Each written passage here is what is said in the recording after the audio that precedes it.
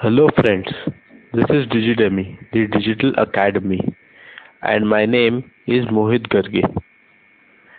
In this particular tutorial, I'll be teaching simple and compound interest, which will be useful for various competitive exams like UPSC, SNAP, IIFT, CAT, XAT, then Bank PO exams, and CET. So before starting, I'll be teaching in two parts. In the first tutorial, I'll be covering the basics, the formulas and various concepts, and in the second, I'll be taking the examples based on it.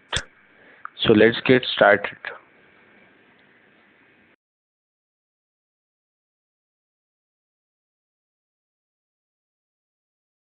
So firstly, we'll see the difference between simple and compound interest.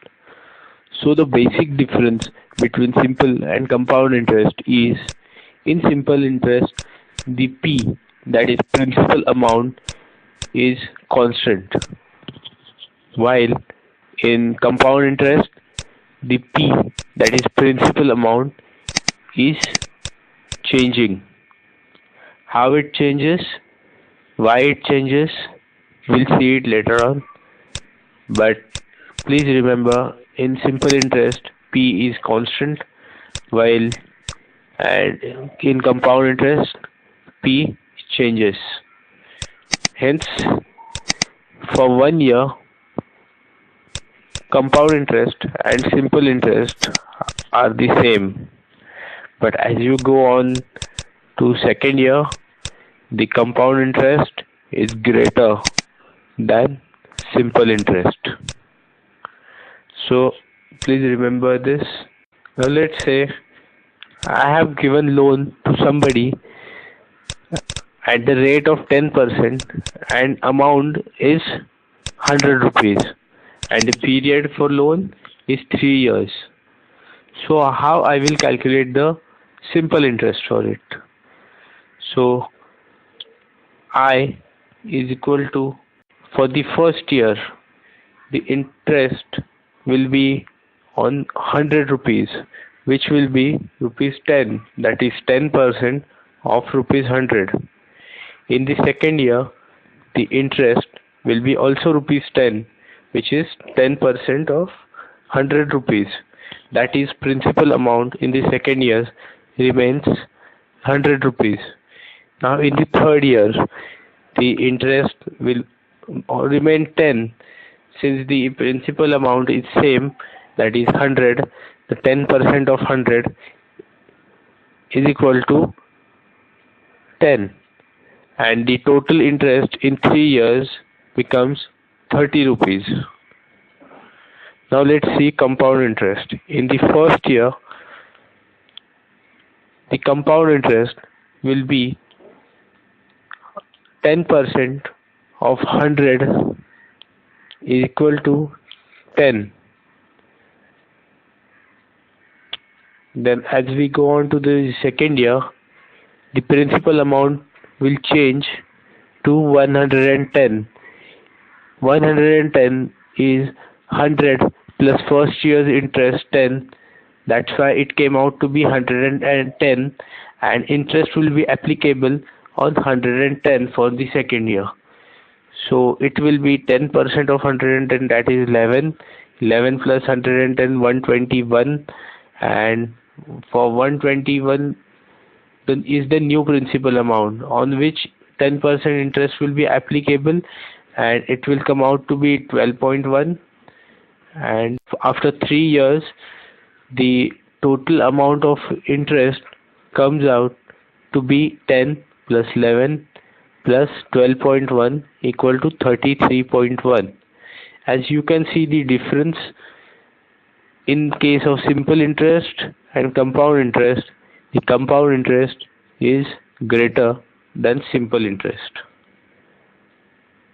So that is the power of compounding. So let's see the formula for simple interest and compound interest. Simple interest is calculated by N into P into R upon 100, where N is the period, P is the principal amount, and R is the rate of interest. Now, in case of compound interest, we do not have a direct formula. We need to calculate the principal amount for the n number of years. For example, P1 is equal to P into 1 plus R by 100 raised to n. The n is the number of years. The total interest earned will be P1 minus P, that is the interested amount minus the original principal amount, that will be the interest. And as we have seen, the compound interest will be higher than the simple interest. Now let's take the case if rate of interest is different over the different years.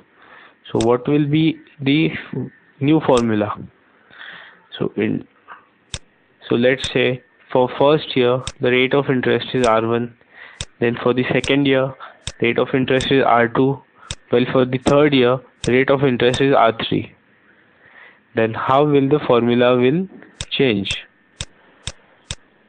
The Pn, that is principal amount at the end of nth year, if there are R1, R2, R3 till Rn, then it will be equal to Pn equal to P1 into 1 plus R by 100.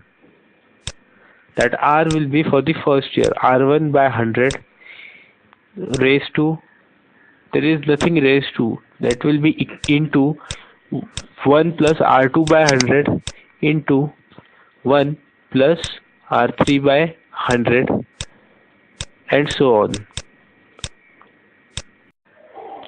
So in this particular formula, what you see is the sequence of rate of interest is not important, since everything is getting multiplied. Hence the sequence doesn't have any importance in this particular formula. Now let's go to the second case. How to calculate for different time intervals. That is, if I have been told to calculate the interest for half yearly basis, means the interest will be calculated twice, and it will be calculated half yearly and quarterly basis, that is the interest to be calculated quarterly, that is 4 times in a year. So in half yearly basis, what we can see is 1 year is divided into 2 parts, that is first part of 6 months, then other part of 6 months. Hence how the formula will change, it will be P1 equal to P into 1 plus R by 100, that will remain the same, raised to n. So we'll see how the formula will change. Since in this formula n is 1 year, hence it was 1n. Now the n is divided into 2 parts of 6 months. Therefore the R will be divided into 2 parts. So it will be R by 2.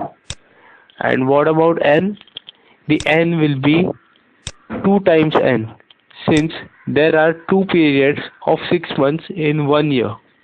The formula becomes P1 is equal to P into 1 plus R by 2 upon 100 raised to 2n. I hope it's clear. And let's see for quarterly basis. It will be P1 is equal to P into 1 plus R by, I'll keep it blank, just think over it, by 100 raised to dash n. So for quarterly basis, the year is divided into 4 quarters of 3 months. So it will be, the rate of interest will get divided by 4, and the period will get multiplied by 4.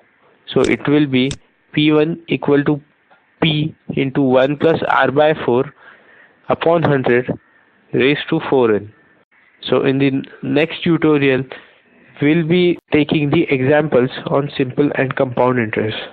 So stay tuned.